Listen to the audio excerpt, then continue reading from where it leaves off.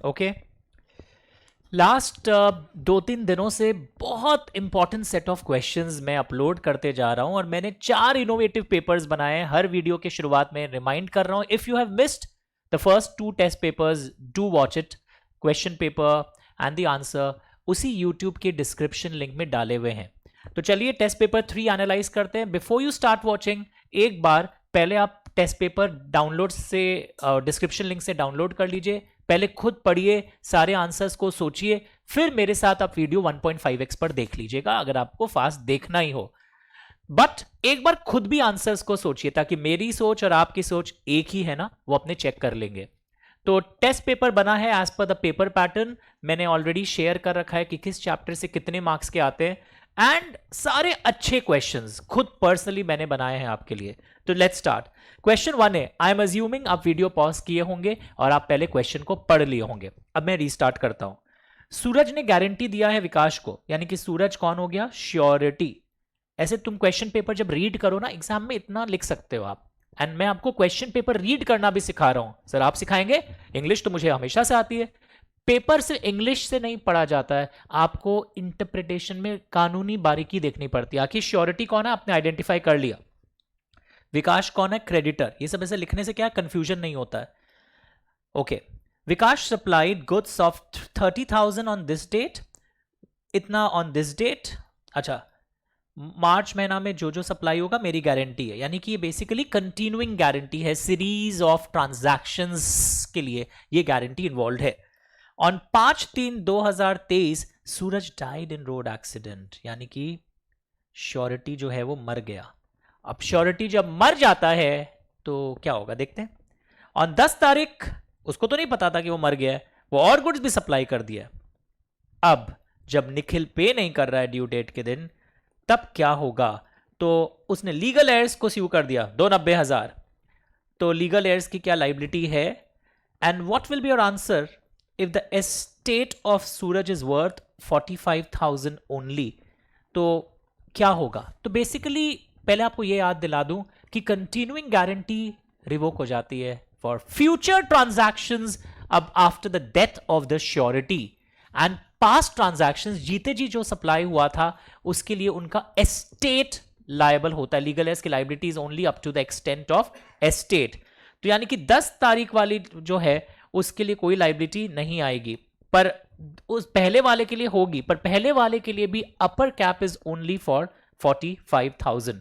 तो if you see the answer, मैं assume कर रहा हूं कि आपने वीडियो पॉज किया है, वरना मजा नहीं आएगा क्लास करने में। कि आप अगर थोड़ा अपना दिमाग यूज नहीं करोगे तो कुछ भी मजा नहीं आने वाला है। Surety estate will not be liable for transactions taken place after the death even if the creditor had no knowledge of the surety's death. ये चीज को भी आपने बोल दिया, ये वाली बात यहां पे भी आ गई। तब लीगल एयर्स की लायबिलिटी सिर्फ यहां तक आएगी। मेन चीज यहां पे क्या है? Continuing guarantees revoked bye death. लोग इतना ही लिख के आते हैं, मार्क्स क्यों कटेगा? फॉर फ्यूचर ट्रांजैक्शंस, ये वर्ड बहुत इंपॉर्टेंट है। एंड एस्टेट वाला वर्ड भी बहुत इंपॉर्टेंट है, और एस्टेट की लायबिलिटी भी पास्ट ट्रांजैक्शंस के लिए है, जीते जी ड्यूरिंग द लाइफ टाइम जो हुआ था। तो मार्क्स कहां कटता है बच्चों का? फ्यूचर ट्रांजैक्शंस वर्ड मिसिंग होता है। एस्टेट की लायबिलिटी कहां तक है वो वाले लाइंस को भी आप क्लैरिफाई नहीं करते हो तो मार्क्स कट जाते हैं। क्वेश्चन नंबर 2 पर आ जाइए। आई एम अज्यूमिंग कि पहले आप वीडियो पॉज करोगे, तो ये एक इनोवेटिव स्टाइल है, बिकॉज एग्जाम के एक दिन पहले मैं 4 पेपर्स दे दूं और आपको बोलूं 3-3 घंटा लॉ का रिटन प्रैक्टिस करिए, दैट इज नॉट एडवाइसेबल। तो उसी तरह अब हम लोग पहले क्वेश्चन 2 को यहां टटोल कर देखते हैं कि हमें कितना आता है। वीडियो पॉज करिएगा and read question number 2। Ravi ने कंसाइनमेंट भेजा है 60,000 का by railway and got railway receipt. Railway receipt के बारे में याद दिला दूं, इसे document of title to the goods, यानी कि ओनरशिप बेसिकली आपका ये रिफ्लेक्ट करता है। तो रवि ने कंसाइनमेंट भेजा है and Ravi obtained in advance. तो रवि कौन हो गया? प्लेजर हो गया। किससे? बैंक से। तो बैंक कौन हो गया? प्लेजी हो गया। तो ये सब चीज तुम भी जब क्वेश्चन पेपर पढ़ोगे अपने पेपर पे ऐसे करोगे। कई लोग समझते नहीं है, ऐसे सारा अंडरलाइन कर देते हैं। जब मेरे पास इमेजेस आता है क्वेश्चन पेपर का ऐसा आता है, मैं समझ जाता हूं कि स्टूडेंट का केस खराब है, सब उल्टा फुल्टा एनालिसिस किया होगा। ज्यादा गंदा मत करिए पेपर को, जहां पंच लाइन्स हो, जहां पे टेक्निकल पॉइंट हो, जहां कुछ रिवॉल्व हो रहा हो, सिर्फ वो ही अंश आपको आइडेंटिफाई करना है। Fast. Ravi sent consignment worth this, bank से लिया है, and endorsed and delivered the railway receipt in favour of the bank, तो बैंक प्लेजी बन गया। The railway failed to deliver the goods at the destination, यानी railway की कुछ गलती हुई होगी। The bank filed a suit against the railway for 60,000। क्या बैंक इतना रुपया रिकवर कर सकता है? बिकॉज बैंक ने एडवांस कितना किया था प्लेजर को? 30,000। बट अब क्वेश्चन है, ये जो प्लेजी है क्या थर्ड पार्टी के अगेंस्ट में वो क्या केस फाइल करके रिकवर कर सकता है? तो आंसर है सुप्रीम कोर्ट का मोरवी मर्केंटाइल का एक जजमेंट हमने क्लास में किया था कि प्लेजी के पास वो सारे अधिकार होते हैं जो प्लेजर के होते हैं, तो प्लेजी रिकवर कर पाएगा। बट देखो प्लेजी का स्टेक कितने का था? 30,000। तो वो 30,000 अपने पास रखेगा एंड बाकी 30,000 वो प्लेजर को लौटाएगा, और जब तक नहीं लौटा रहा है he will be holding it in trust for the pleasure.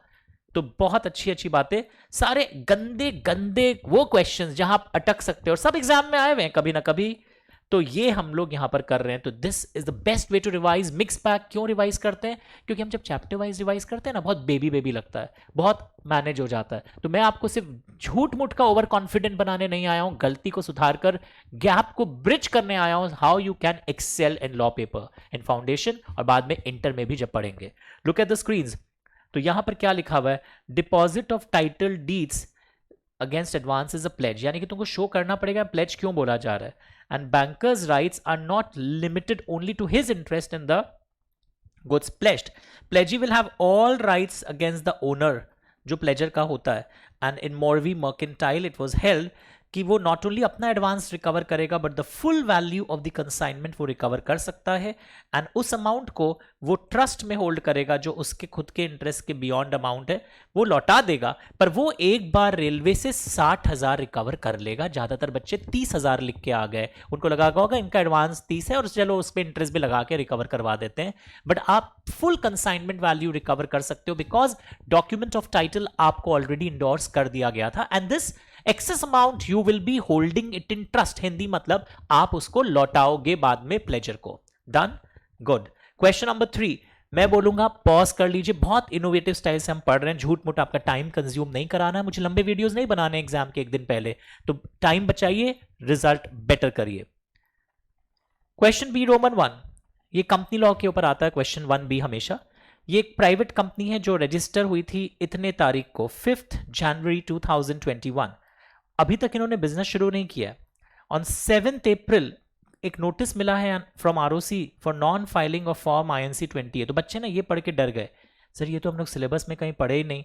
ऐसे एक वर्ड आने से क्वेश्चन का मीनिंग से मत डरिए। बेसिकली कंपनी ने बिजनेस शुरू नहीं किया है। तो identify under which category it is classified and explain the definition of that category. Basically dormant company, inactive company के ऊपर क्वेश्चन है। आप INC 20 एक फॉर्म होता है उसको भूल जाइए अभी, पर यहां पर बात हो रहा है डोरमेंट कंपनी का पूरा प्रॉपर डेफिनेशन लिखोगे। और एक केस स्टडी था डोरमेंट कंपनी का, वो भी बहुत पॉपुलर है कि दिखाएगा नहीं कहीं कर रहा है, पर वो उसने एक मशीन ऑर्डर के लिए 1 करोड़ दे दिया, तो मतलब उसकी बिजनेस शुरू होने वाली है, तब वो डोरमेंट नहीं माना गया था। पर यहां पर ऐसे कोई डिटेल्स नहीं दिए गए हैं, तो आपको डोरमेंट कंपनी का डायरेक्ट डेफिनेशन पर ये मार्क्स है।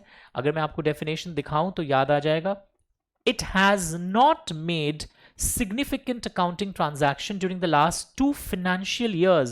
Word to word apply याद करोगे।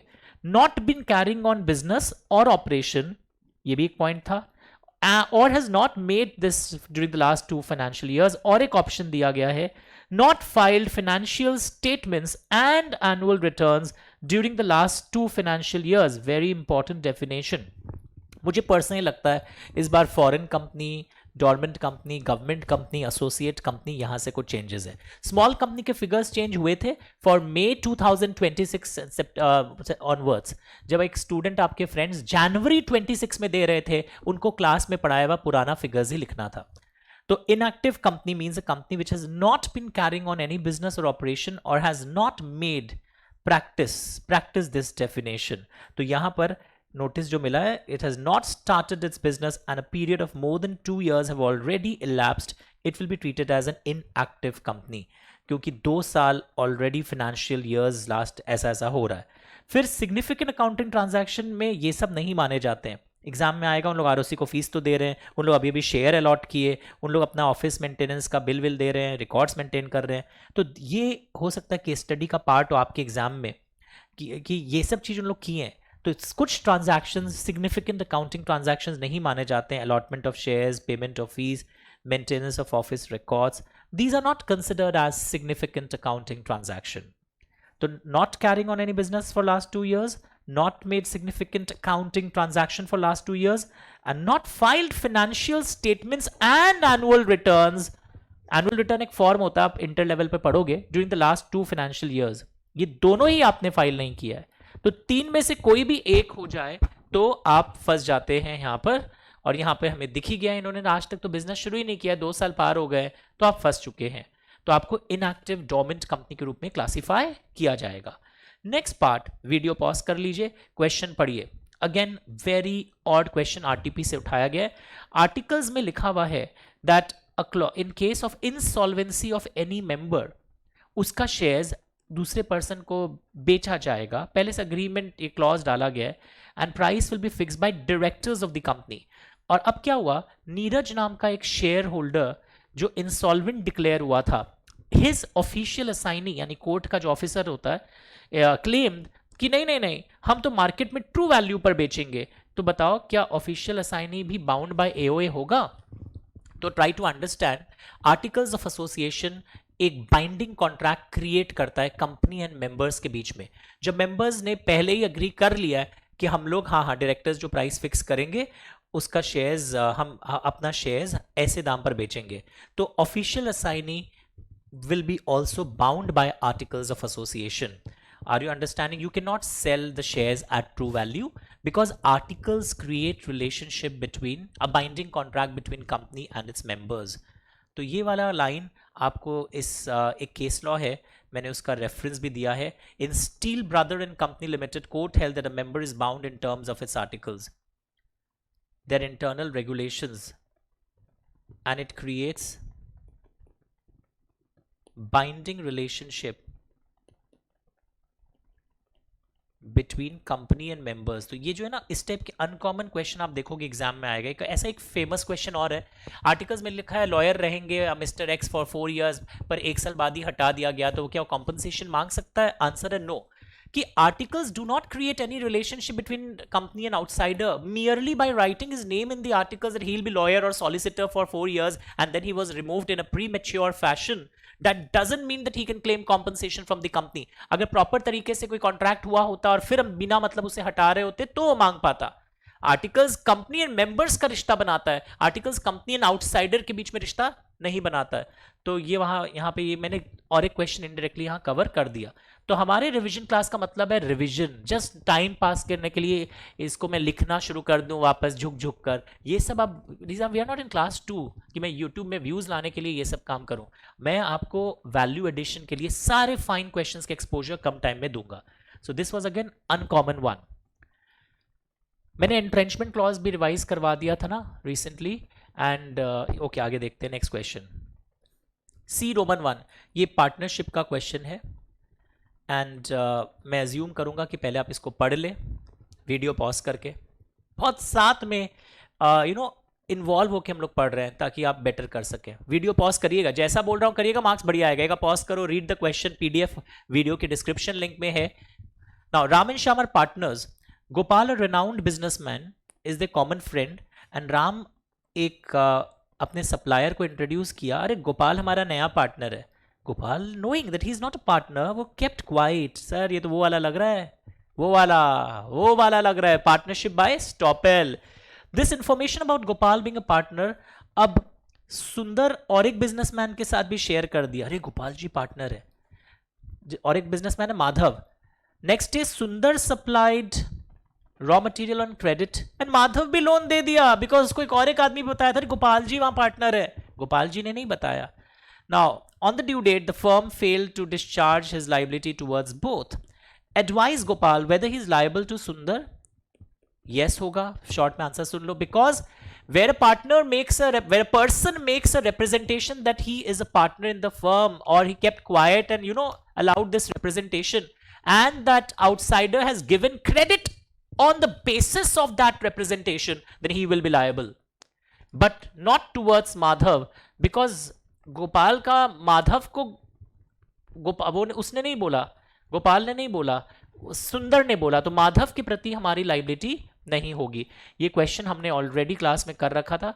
आई show you the answer also. और कौन से आंसर पे मार्क्स है? Represented on the faith of the representation. Okay, he has given credit.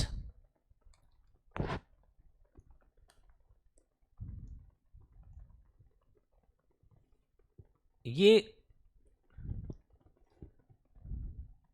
वो वाला लायबिलिटी जो और एक सप्लायर ने बोला उसके प्रति लायबल है, बट नॉट टूवर्ड्स माधव।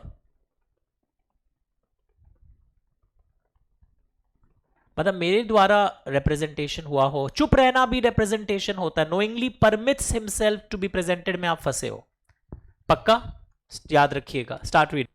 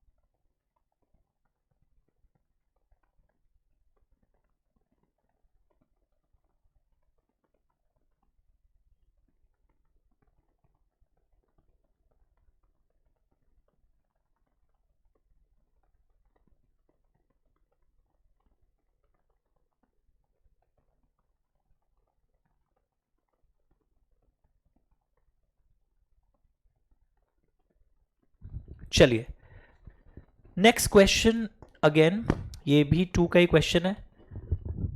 तो पेपर 1 एंड 2 बहुत टफ थे, 3 थोड़ा मैनेजेबल लग रहा होगा। Liability of the firm, question ध्यान से पढ़ना। फर्म की क्या लाइबिलिटी होती है for acts of a partner? और एक है, वो क्वेश्चन गलत प्रिंट हो गया, मैं ठीक करवाता हूं। लाइबिलिटी ऑफ द पार्टनर होगा for acts of the firm. दोनों एस्पेक्ट पूछा गया। एक फर्म पार्टनर के हरकतों के लिए क्या लाइबिलिटी होती है, बट बताता हूं क्वेश्चन। एंड और एक liability of the partner for the acts of the firm. तो ये वाला तो सबका अल्टप्पा में राइट हो जाता है। Each partner is jointly and severally liable, understood, for the liabilities of the firm. पर ये जो liability of the firm for the acts of a partner है, इसमें लोगों को चैलेंजेस आते हैं आंसर में। तो जहां आप अटक सकते हो, आइए उसी को दूर करते हैं हम लोग। Firm is liable to the same extent as the partner for any loss or injuries caused to third party। क्या चीज से? अगर पार्टनर किया है कोई रॉन्ग एक्ट तो हम थर्ड पार्टी को कॉम्पनसेट करेंगे।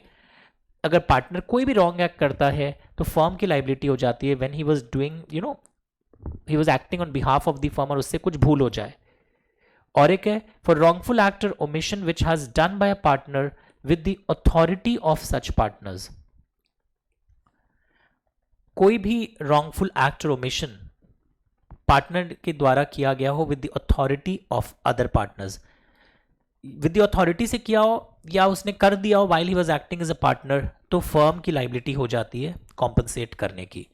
तो ये क्वेश्चन का एक और वेरिएंट आ सकता है, वो भी यहां मैंने बनाया नहीं है, पर I would like to show. देखिए यहां पे क्या लिखा था, liability of a partner with jointly with other partners for all acts of the firm while he is a partner। और ये था यहाँ पर liability of the firm for the acts of a partner if any loss or injuries caused to any third party for wrongful act। उसी तरह एक और हो सकता है question, liability of the firm, third party के प्रति मेरी क्या लाइबिलिटी है अगर एक पार्टनर थर्ड पार्टी से मिले हुए पैसे का मिस अप्रोप्रिएशन कर ले। As a partner during the firm's business, he has received he misappropriated any money or property received from a third person, firm is liable. Or where a firm in the course of a business receives any money or property and that money जो firm के suppose cash box में था वो किसी partner ने misapply कर दे while it was in the custody of the firm. Did you get this everyone? Check करके देखो. तो ये तीनों, ये वाला क्वेश्चन भी मैं डाल सकता था. फर्म के पास कोई मनी या प्रॉपर्टी आया है एंड पार्टनर ने रिसीव किया है, उसी ने मिस अप्रोप्रिएट कर दिया हो. एक तो ये भी हो सकता है. पढ़ के देखिए. Start reading everyone.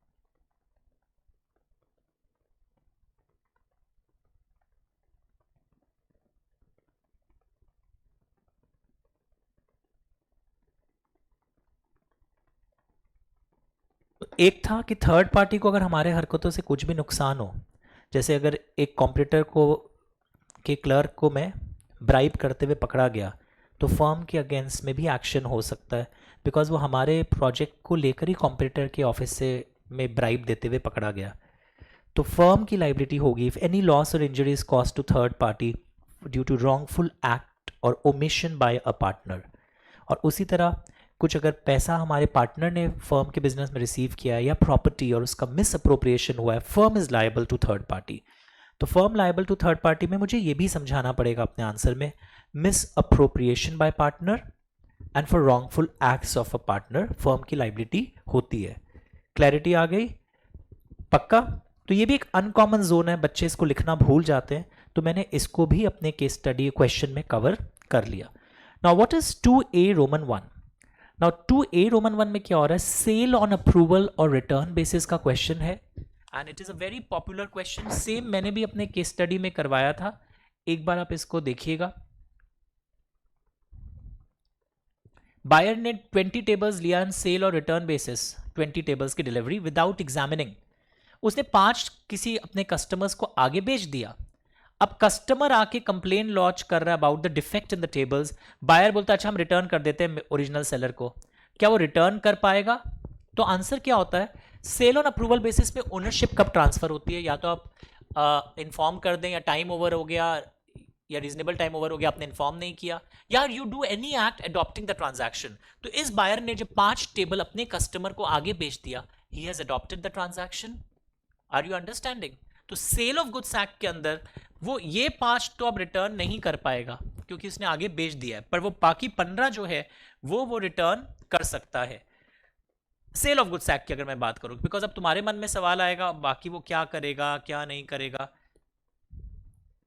And 5 tables were already accepted by him, so he becomes liable under doctrine of caviar tempter. ये भी स्टेट कर सकते हो. बाकी 15 वो रिटर्न कर सकता है, और पहले इसमें पूरा थ्योरी आप समझा दोगे. That was also very very important. Okay, next question देखो आप इसी पेपर 3 में.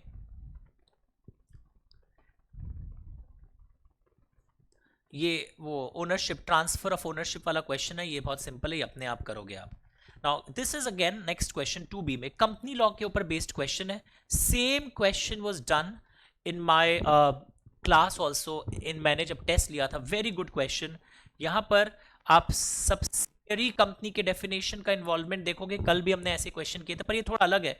It's very good, very good. आप वीडियो पॉज करके करना. मैं वापस इसलिए नहीं करवा रहा हूं क्योंकि मैंने बहुत अच्छे से करवाया, बट जिनका नहीं किया हुआ है, जो थोड़े से वाकिबाज हैं, पर अब सभी जागरूक हो गए, प्लीज डू दिस क्वेश्चन. तो जो तुम लोग बार बार पूछते हो ना, अच्छे क्वेश्चन दीजिए. जब आदमी मेहनत करके आपको दिया है तो ये आपको करना नहीं, अपना जिद है. कहीं भी कोई दूसरा थंबनेल देख लोगे उसको शुरू हो जाओगे करना. Don't do this, do this. इस वाले को करिए. Don't do that, do this. तो यहां पर सब्सिडरी कंपनी, एसोसिएट कंपनी, ये सब का कुछ इन्वॉल्वमेंट होगा. और इस टाइप के जब क्वेश्चंस आते हैं ना, कौन किस में क्या होल्ड करता है, make a habit of drawing it in arrow format and then examining the whole situation. Okay, differentiate LLP and partnership, लोग बिना पढ़े सारा डिफरेंस लिख देते हैं। आपको mutual agency, internal governance structure, liability, ये 3 ग्राउंड्स के ऊपर सिर्फ अगर पूछा गया है तो पहले इस 3 को अच्छे समझाइए, फिर टाइम मार्क्स देखिए कितने मार्क्स का है। तो कई बार मार्क्स के अनुसार भी काम हमें करना पड़ता है, बिकॉज आप अगर मार्क्स देखे बिना अटेम्प्ट करने लगोगे ना तो टाइम मैनेजमेंट का ध्यान नहीं रहेगा। अंडरस्टूड। अब कई बार क्या होता है कि भूल से लोग क्या करते हैं, क्वेश्चन 3 का होना चाहिए, भूल से 8 प्लेस कर देते हैं। तो एक रीजनेबल लेंथ तक ही लिखिएगा, क्योंकि बाद में जब चेक होता है पेपर्स में इंस्ट्रक्शंस आ जाता है कि इतना लिखने से भी 8 में 7.5 देना है, वरना कई लोग सिर्फ वो मार्क्स देखकर अननेसेसरली लेंथ बढ़ाते हैं, उनका टाइम किल हो जाता है। और भूल से एक क्वेश्चन होना चाहिए था 8 का, उसको इन लोग 3 कर देते हैं, तो वहां फिर आंसर का क्वालिटी आप कॉम्प्रोमाइज नहीं कर सकते हो।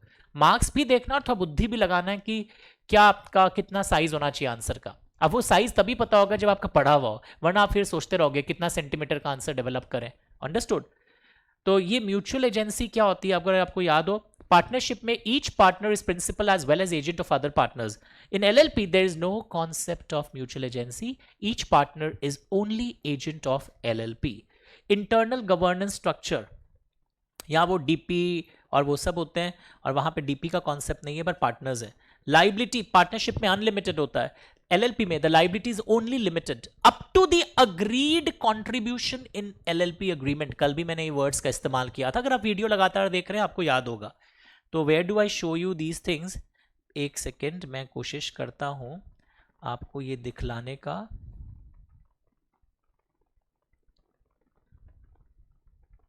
स्पेशल कॉन्ट्रैक्ट का 1 घंटा 50 मिनट का वीडियो है, वो देख लो अच्छे से, तो स्पेशल कॉन्ट्रैक्ट्स पूरा याद हो जाता है। लिंक मेरे से मंगवा लेना, वैसे बार बार टेलीग्राम में डालता हूँ।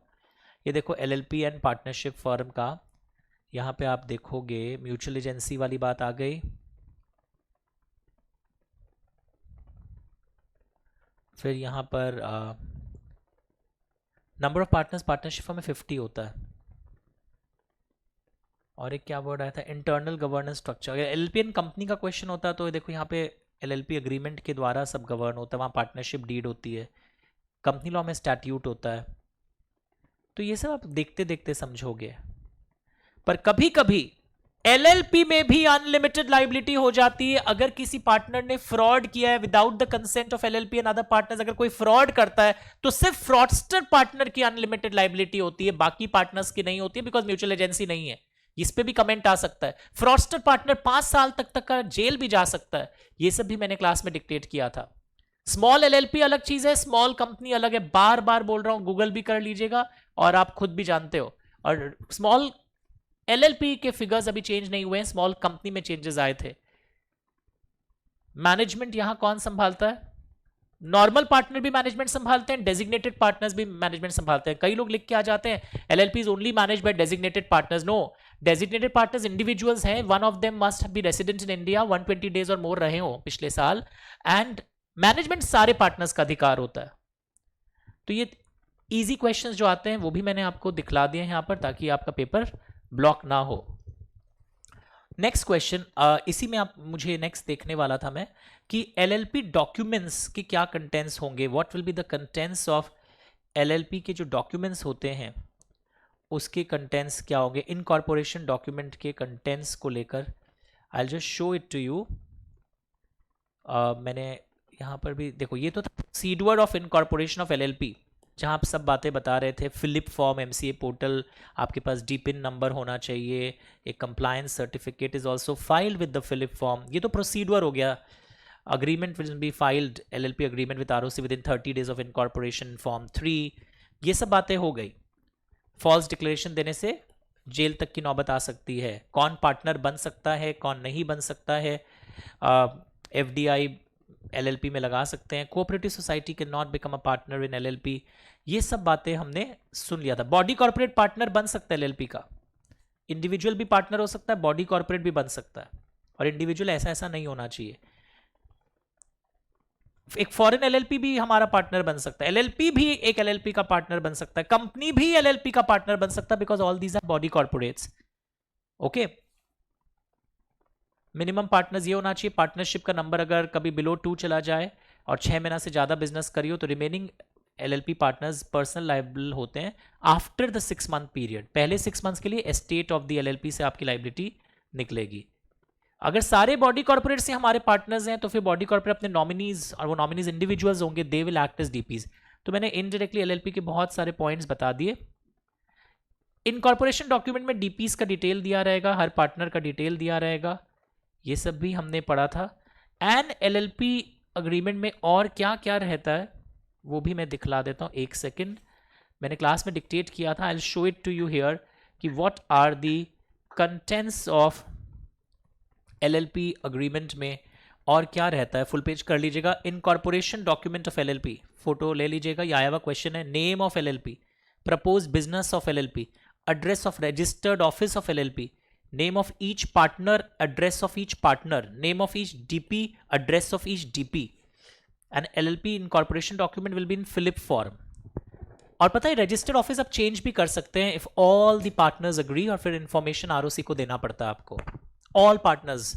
और जब one state to another state होता है तो नो ऑब्जेक्शन सर्टिफिकेट भी चाहिए होती है क्रेडिटर्स की। तो इनकॉर्पोरेशन डॉक्यूमेंट ऑफ एलएलपी में ये सब इंफॉर्मेशन रहता है। एक बार जनवरी 25 के पेपर में आया हुआ है, तो इसको भी पॉज करके देखिए। प्रोसीड्यूर ऑफ इनकॉर्पोरेशन अलग आंसर है, and incorporation document of LLP अलग आंसर है। तो मैंने एलएलपी का झट बहुत सारे पॉइंट्स कवर कर दिए। पॉज करके इसका स्क्रीनशॉट ले लीजिएगा, लर्न दिस, क्योंकि मुझे पता है ये वाला आप भूले हैं। सर आपको पता कैसे चल रहा है हम लोग यहाँ भूल सकते हैं? सर आप जो भी केस स्टडी में करवा रहे हैं 3 दिन से हमको कुछ नहीं आता है, बिकॉज मैं सारे अच्छे आइडेंटिफाई करके लाया हूँ, ताकि आपका एग्जाम में कम से कम 15-16 मार्क्स बढ़ जाएगा अगर आपने ये चारों सेट ऑफ पेपर्स मेरे संग सॉल्व कर लिए। और मैंने चला के इसको ना मिक्स बैग बनाया है। अच्छे टॉपिक वाइज देने से सबको अच्छा लगता है, बट एग्जाम में से अभी अच्छा लगना जरूरी नहीं है। एग्जाम हॉल में अच्छा लगे, दैट इज वाई अभी थोड़ा पेन हमें कॉज हो रहा है। तो मैंने आपको यहाँ पर बहुत सारे क्वेश्चंस मिलकर रिवाइज करवा दिए। क्वेश्चन 2 भी टफ था, क्योंकि ये मुझे पता है यहाँ बच्चा अटक सकता था। और एलएलपी में कौन पार्टनर होगा? इंडिविजुअल भी है, बॉडी कॉर्पोरेट भी। बॉडी कॉर्पोरेट में LLP, foreign company, non Indian company सब आ गए। कोऑपरेटिव सोसाइटी नहीं हो सकता, एचयूएफ नहीं हो सकता, because they are neither individual nor body corporate. Next इधर देखो, क्वेश्चन 3 है, किसी और का इलेक्ट्रिसिटी बिल गवर्नमेंट को आपने दे दिया, अपने ओनर का, टेनेंट ने दे दिया, और बाद में वो टेनेंट ओनर से मांगने गया, वो मना कर दिया कि आपने तो अपने आप दिया था। और क्वेश्चन पूछ रहा है इंडियन कॉन्ट्रैक्ट एक्ट के अनुसार बताइए। वीडियो पॉज कर लीजिए और क्वेश्चन 3 पढ़ लीजिए। मैं अज्यूम कर रहा हूं कि आपने वीडियो पॉज करके पढ़ा हो और सोचने पर आप मजबूर हो गए होंगे, ये क्वाजी कॉन्ट्रैक्ट सेक्शन 69 का डायरेक्ट केस है। यस और नो? यस, पक्का। 68 से 72 क्वाजी कॉन्ट्रैक्ट है। They are based on principle of equity, principle of unjust enrichment. तो ये सारा हमारा पढ़ा हुआ है, इसमें मैं फास्ट चला गया। What is meant by novation? Very interesting. And mention 4 cases where transactions are not considered as wagers. Okay, फिर ये B roman 1 and B roman 2 भी देखिए, एंड बी रोमन 3। तो नोवेशन क्या होता है? पहला लाइन अगर आपको आंसर का याद हो, मैं यहां दिखाई देता हूं। Which transactions are not wagers? और A holds 32% equity in B Limited। क्या रिलेशनशिप है? होल्डिंग सब्सिडरी तो नहीं है, पर एसोसिएट हो जाएगा। फिर एसोसिएट का डेफिनेशन आपको समझाना, वो फर्स्ट एलिमेंट होगा। अगर 60% एक कंपनी का paid up share capital government company hold करता है, तो ये एक्स लिमिटेड भी गवर्नमेंट कंपनी होगा, because any company which is subsidiary of a government company is a government company. तो सब्सिडरी का डेफिनेशन भी रिफ्लेक्ट करोगे। क्या license of section 8 company revoke हो सकती है? उसका एक चार्ट दिखला देता हूं, वो भी आपको याद आ जाएगा। तो ये जो पूरा जोन है ना, दिस इज 3B, मैं आपको यहां से दिखला देता हूं। This is again a good collection of questions. Novation is one of the modes of discharge of contract, जैसा कि मैंने आपको बताया था। यस, लुक हियर, ये क्वाजी कॉन्ट्रैक्ट वाला था, लैंग्वेज प्रैक्टिस कर लेना। New contract is one of the modes of discharge, यानी किसी से आपने लोन लिया, उसको पैसे जगह देने की जगह बोलते मेरा लैंड ले लो, ये भी नोवेशन है। कॉन्ट्रैक्ट आप ही दोनों के बीच में, but new contract is substituted between same parties. और कई बार क्या होता है, मैं आपसे लोन लिया, मैं पैसा नहीं दे रहा हूं, मेरा फ्रेंड आ रहा बोल रहा है मैं इनके भी हाफ में दे रहा हूं और आप रेडी भी हो गए, वो भी नोवेशन है। उस केस में again a new contract, but parties are changing because a borrower की जगह बोरोअर का फ्रेंड दे रहा है और आपको कोई प्रॉब्लम नहीं है।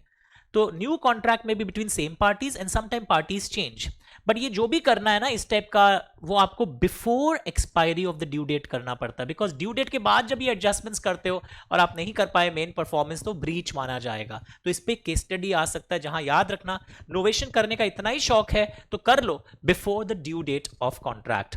एंड कई बार पार्टीज चेंज होते हैं, कई बार पार्टीज नहीं चेंज होते हैं, but a new contract is substituted. Alteration में क्या होता है, parties never change, and in alteration only few terms in the original contract are change, पूरा नया कॉन्ट्रैक्ट सब्स्टिट्यूट नहीं होता। तो if you get a difference between novation and alteration, आपको ये याद आएगा। And novation, alteration, remission, rescission, waiver, ये discharge of contract by mutual consent के केसेस हैं। तो कई बार पेपर आ जाता है explain the modes of discharge of contract by mutual consent, तो पूरे हर डिस्चार्ज को नहीं समझाना है। डिस्चार्ज का एक तरीका तो परफॉर्मेंस भी होता है, एक तो ब्रीच भी होता है, एक लैप्स ऑफ टाइम भी होता है, एक ऑपरेशन ऑफ लॉ भी होता है। पर आपको क्वेश्चन पेपर में अगर पूछ रहा है discharge of contract by mutual consent, तो आप म्यूचुअल कंसेंट वाले को ही एक्सप्लेन करोगे। तो मैंने एक और एक वेरिएंट ऑफ क्वेश्चन भी यहां पे इनकॉर्पोरेट कर दिया। ओके, नेक्स्ट देखो, हम जाते हैं वापस। व्हाट आर नॉट वेजर्स, अगर sale and purchase of shares हो रहा है share market, where delivery of goods is taken and given, okay, तब वो वेजर नहीं है। अगर intention is only to settle for price difference, तब वो वेजर माना जाता है, वॉइड माना जाता है। But where the intention is to give and take delivery, that is not wager. Crossword puzzle competition जहां पर स्किल इन्वॉल्व है, horse racing of above 500, they are not wagers. Contracts of insurance लोगों को wagering की तरह लगता है, इन पे डिफरेंस भी एग्जाम में एक्सपेक्टेड है, wagering contingent contract, wagering insurance. तो मैंने एक डिफरेंस बेस्ड का पीडीएफ भी सर्कुलेट किया था, भोला चेहरा मत बताना कब हुआ सर्कुलेट, ईमेल चेक करो। और जो रिवीजन क्लासेस का वीडियो है उसके डिस्क्रिप्शन लिंक में 8 टाइप के पीडीएफ है, difference based questions, MTP questions, all important questions, तो बहुत कुछ है, देखना पड़ता है उसको थोड़ा सा। और ये तो मैंने आपको ऑलरेडी बता ही दिया था। चलिए नेक्स्ट क्वेश्चन। सो पेपर 3 फिर भी मैनेजेबल है, 1 and 2 वाज डिफिकल्ट। नाउ ये देखोगे सी रोमन 1, आप पढ़ना शुरू करो सी रोमन 1, और फिर ब्रीच ऑफ कॉन्ट्रैक्ट इसमें रिफ्लेक्ट करो और आप कुछ कॉम्पनसेशन क्लेम करें। और कल भी हमने देखा था कि रिमोट लॉस और इनडायरेक्ट लॉस आप क्लेम कर सकते हो अगर वो इन्फॉर्म किया हुआ हो, वरना आप नहीं कर सकते। तो अगर आपने नहीं पढ़ा इस क्वेश्चन को तो समझ में नहीं आएगा, वीडियो पॉज करो अभी, सी रोमन 1 पढ़ो पहले, ओके, फिर आप आंसर मैच करना, सिंपल था। वापस ब्रीच ऑफ कॉन्ट्रैक्ट के रिमेडी का ही और एक क्वेश्चन आया, A and B entered into contract to supply unique item, alternate of which is not available, A refused to supply. What directions can be given by the court for breach? Sir breach के लिए तो monetary compensation मिलता है, पर देखो ये unique item है, यहां monetary compensation may not be N adequate relief, so party can apply, which relief के लिए party can apply for order for specific performance of the contract, that this unique item should be delivered because monetary compensation may not be an adequate relief. If the court feels they may allow specific performance of the contract here. Next, तो ये आप answer वहां देखोगे हो जाएगा। Question number 4, एक life insurance policy में clause है restricting a suit to 1 year from the date of the death of the policy holder. Legal representatives 2.5 साल बाद सूट फाइल किया, क्या ये मेंटेनेबल है? तो पहले तो आपको समझना होगा इंडियन कॉन्ट्रैक्ट एक्ट में any contract which contains a clause restricting the time given by the act for filing the suit is void agreement as opposed to public policy. जब लॉ ने 3 साल का टाइम दिया है, आप इसको 1 year कैसे कर सकते हो? तो ये जो 2.5 साल वाला क्लॉज है ये नल एंड वॉइड है, आपका सूट मेंटेनेबल है। कहाँ है मैं दिखला देता हूं, आप देखोगे ये स्पेसिफिक परफॉर्मेंस वाला आंसर सब देखो रंगीन वंगीन किया हुआ है, क्या वर्ड्स आंसर में आना चाहिए वो भी मैंने इंक भर रखा है। Suit is maintainable because this is an agreement in restraint of legal proceedings. If it is curtailing the prescribed limitation period of 3 years, you are restraining someone from taking legal proceedings. आप इस तरह time को restrict नहीं कर सकते. Language देखो, ये same आ सकता है आपके एग्जाम में. It was very very important. Agreement in restraint of legal proceeding is void as it is opposed to public policy, and when you are curtailing the limitation period, ऐसा ही same question test paper 2 में और variants मैंने similar area से दिखलाया था. Okay वैसे इस बार लगता है मेरे को doctrine of privity of contract का जो एक एक्सेप्शन था ना, कोवेनेंट्स रनिंग विद लैंड, वो जरूर करके जाना. बहुत दिन हो गए वहां से क्वेश्चन आए हुए, वो आपको मेरे कोई ना कोई पेपर में आगे दिख ही जाएगा. 4A रोमन 2, ये जॉइंटली बोरो की है। बेसिकली यहाँ पे जॉइंट प्रोमिसर की जो लाइबिलिटी है ना, उस पे क्वेश्चन है इसका। ये वाला Roman 1, this is a very good area, इसको जरूर प्रैक्टिस करना। जॉइंट प्रोमिसर्स लाइबिलिटी भी बहुत दिन से नहीं आया है, इसको अच्छे से करोगे, स्पेशली रोमन 1 कि joint promisors are jointly and severally liable. वो किसी एक से भी रिकवर कर सकता है जो लेंडर है, एंड फिर वो एक बाकियों से रिकवर करेगा। अगर कोई एक जॉइंट प्रोमिसर इंसॉल्वेंट हो जाता है तो बचे हुए जॉइंट प्रोमिसर्स उसको फिर जॉइंटली शेयर करेंगे लाइबिलिटी को। ये सब हमने ऑलरेडी पढ़ रखा था, यस और no. Now my question is कि यहां पर तीनों मर गए, तो तीनों मर गए तो क्या हम एक ही के लीगल रिप्रेजेंटेटिव से ले सकते हैं? हाँ सर, आप बोले थे जॉइंटली एंड सेवरली। तीनों अगर मर गए, जो legal representatives of all 3 joint promisors वो सिर्फ जॉइंटली लायबल होंगे। सर आप ही तो बोले थे जॉइंटली एंड सेवरली होता है, वो नॉर्मल जिंदा रहते हुए जॉइंट प्रोमिसर्स की। अगर तीनों ही जॉइंट प्रोमिसर मर गए तो किसी एक के बच्चे को हमसे प्रेशराइज नहीं कर सकते, all 3 will be jointly liable, हम एक से नहीं कर सकते। और अगर सपोज एक ही मरा है तो वो एक का legal representative will be jointly liable with other joint promisors. Are you understanding? सिर्फ हम एक लीगल रिप्रेजेंटेटिव से पूरा नहीं ले सकते। तो ये आंसर भी पढ़ लेना अच्छा था। नाउ ये है 4 का B. Now 4B NI act का क्वेश्चन शुरू हो गया यहां पर वापस। अब ये inland bill and foreign bill के डायरेक्ट क्वेश्चंस हैं, जो इनका फेवरेट था बीच में, अभी भी आता है, यू मस्ट डू। एंड वो इनकोएट इंस्ट्रूमेंट वो भी आपको यहां दिखाई देगा। Now read this question. अच्छा, कल हमने वापस हर वीडियो में बता रहा हूं, presentment for acceptance, presentment for payment. Presentment for payment से कब एग्जेम्पशन है, कॉम्पनसेशन कितना पेएबल होता है in case of dishonour of negotiable instrument, इस 4 में से एक आ रहा है आपके एग्जाम में। So you have to practice video pause करके। ये तो वो बात हो गया, पता चल गया फिर भी हम जिद है, नहीं हम अपने हिसाब से पढ़ेगा। ये 4 लिख कर, कई लोग मैसेज करते हैं ना लिखे, और मैं मना करता हूं पूरा सिलेबस लिखने का दरकार नहीं है, पर जिसको मैं बार बार बोल रहा हूं इसको लिख लो, मैच कर लो रेड पेन से, अभी भी टाइम है। रेगुलेटरी फ्रेमवर्क के कुछ क्वेश्चंस बिना लिखे वर्ड टू वर्ड आपके नहीं आएंगे, या कुछ क्वेश्चंस ऐसे होते हैं ना इंडियन कॉन्ट्रैक्ट में जहां पे का लिखना जरूरी होता है। मैं वो लिस्ट भी आपके लिए रिलीज कर दूंगा, कि पूरा नहीं पर कम से कम कुछ वैरायटी ऐसा है कि अगर आपने प्रैक्टिस नहीं किया डे बिफोर एग्जाम, जैसे कॉन्टिंजेंट कॉन्ट्रैक्ट का लैंग्वेज बहुत डिफिकल्ट है, तो आप एग्जाम में नहीं लिख पाओगे, आने के अच्छे चांसेस है आपके एग्जाम में। So there are some questions where unless you written, agency में भी कुछ कुछ question like sub agent, substituted agent, वो अगर लिख के प्रैक्टिस नहीं किया आपने डिफरेंस, आप नहीं लिख पाओगे। तो I will be releasing a list जहां पर आपको एग्जाम के एक दिन पहले टैक्सी में जाते वक्त उनका क्वेश्चन वर्ड टू वर्ड याद होना चाहिए। पूरे सिलेबस को नहीं दूंगा, बट कुछ ऐसे आइटम्स दूंगा जो आप छोड़ ही नहीं सकते। Finder of goods, again that is very very important. उसके जो राइट्स होते हैं, कहाँ राइट टू लियन है, कहाँ राइट टू सेल है, all these are very very important. Aman ने ड्रू किया bill of exchange on Baban, who accepted it. तो बबन कौन हो गया, एक्सेप्टर। अमन कौन हो गया, drawer. And it is payable to Magan, ये कौन हो गया, payee. And Magan endorse it to Gagan, Gagan कौन हो गया, endorsee. Gagan endorse it to Akash, पर आकाश को अगले दिन देने वाले थे। On the death of Gagan, endorser मर गया, his only son delivered it to Akash on the next day. On presenting the bill on due date, Baban refuse to पे। एंड बाद में बबन क्या बोल रहा है, हम नहीं पे करेंगे। Explain the importance of delivery in negotiation and decide whether Akash can enforce the payment against Baban or the previous parties से क्या हम मांग सकते हैं।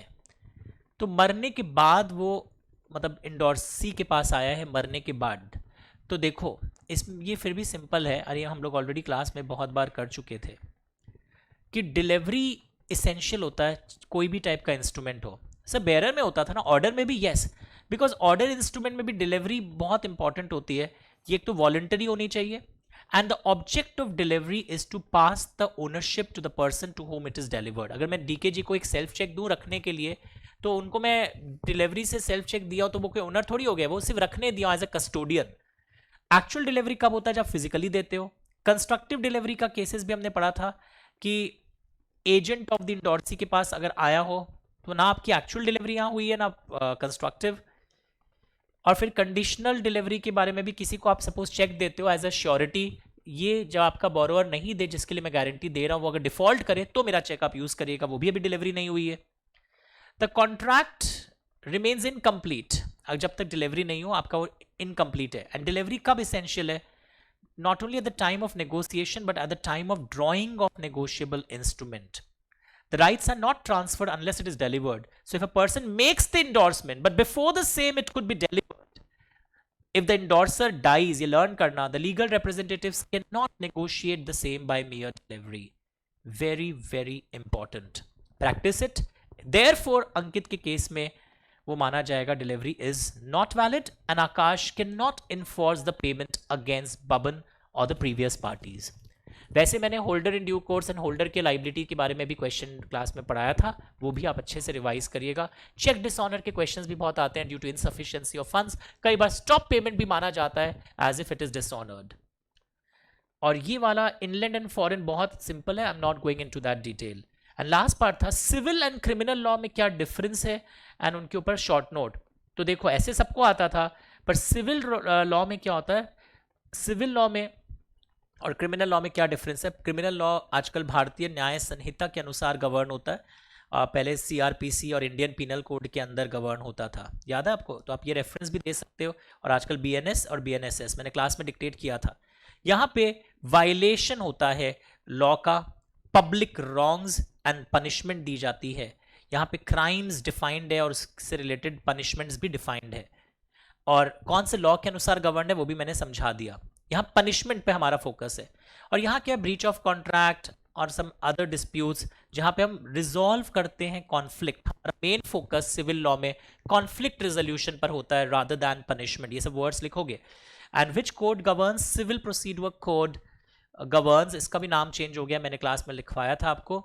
और family dispute, property related laws, laws of torts, ये सब सिविल लॉ के मैटर में आते हैं। ब्रीच ऑफ कॉन्ट्रैक्ट, तो ये तो पढ़ना पड़ेगा, ऐसे आप रैंडम रीडिंग किए होंगे, एग्जाम में जब आ जाएगा आप एक लाइन नहीं लिख पाओगे, तो इसलिए इसको जिस ढंग से मैं करवा रहा हूँ करिए। इसी में क्वेश्चन था 4 में स्टेरे डिसाइसिस, कि पुराने प्रिंसिपल्स जो पुराने केस लॉज में होल्ड किए गए थे वो इस केस में भी माने जाएंगे if they are having similar facts. To stand by what is decided, यानी कि courts have obligation to follow the same principles or judgments established by previous decisions by ruling a case if the facts are similar। तो उस case में जो हुआ था similar judgment is followed here also। Fast हूं but क्योंकि मैं सारा समझाते हुए आगे बढ़ रहा हूं, तो ये कॉमन लॉ प्रिंसिपल के अंदर ये सब गवर्न था। तो ये भी बहुत इंपॉर्टेंट है, बहुत दिन से नहीं आया है, कर लीजिएगा। नाउ 5A ये सेल ऑफ गुड्स एक्ट पे बेस्ड है, बहुत सिंपल है, राइट ऑफ लियन के ऊपर कुछ बेस्ड है, मस्ट डू दिस। और ये टाइटल के इम्प्लाइड कंडीशन पर बेस्ड है।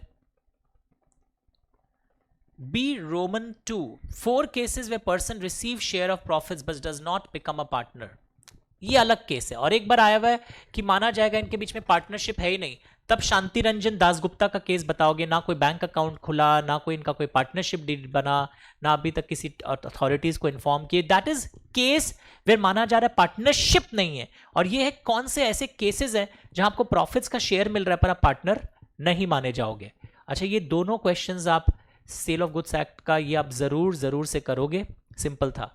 सी फीचर्स ऑफ कॉन्टिंजेंट कॉन्ट्रैक्ट बहुत इंपॉर्टेंट है।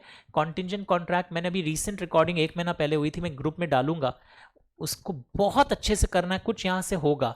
एंड बोल रहा है रूल्स बताओ relating to enforcement of contingent contract based on happening and non happening of events. दिखाता हूं इनक्वाइट इंस्ट्रूमेंट्स, एंड अगर HIDC के हाथ में वो इनकम्प्लीट इंस्ट्रूमेंट आ जाए, वो more than the actual amount भी विड्रॉ कर सकता है, डिमांड कर सकता है, provided it is covered by the stamp.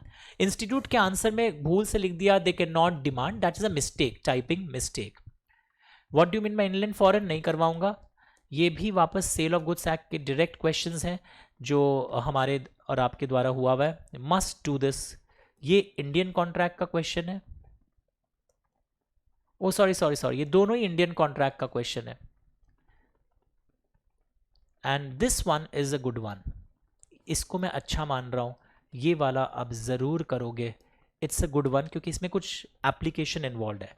Last के दो, राइट ऑफ रीसेल, ये भी लोग लिख नहीं पाते अच्छे से, ये अच्छे से करोगे। And effect of sub sale on the right of lien of unpaid seller, बहुत दिन से आया नहीं है, इस पर आप केस स्टडी भी एग्जाम में इस बार देख सकते हो। अभी मैं करवाऊंगा, मैं टॉपिक्स इसलिए जल्दी जल्दी से बोल दिया कि बार बार मुझे क्वेश्चन वाले पीडीएफ में ना आना पड़े। तो this is important and this is also good. तो बहुत आप रिवीजन करते हो, पर मिक्स पैक रिवीजन में क्या होता है, सारे वीक एरियाज हम लोग अच्छे से फोकस कर पाते हैं। So this is your test paper 3 going on. सिर्फ सॉल्यूशन मैंने नहीं दिया है, सारे क्वेश्चन भी मैंने सिर्फ रीड आउट नहीं किया, सिमिलर क्वेश्चंस में जो लैंग्वेज कंफ्यूजन होता है वो भी मैं जगह जगह समझाते हुए आया हूं। तो ये गुड है। Even this is uncommon one, please लिखो आप, और आपको तो पीडीएफ लिखा हुआ मिल ही जाएगा कि what are the good questions के series and what are the uncommon series, हम दोनों कर रहे हैं। वेरी गुड, ठीक है। अब कॉन्टिजेंट कॉन्ट्रैक्ट, इनकोएट इंस्ट्रूमेंट वाला तो हो ही गया था, ये भी हो गया था। आंसर वाले में चलते हैं एक बार, किस किस का आंसर दिया हुआ है, किसका नहीं दिया हुआ है, दोनों दिख जाएगा।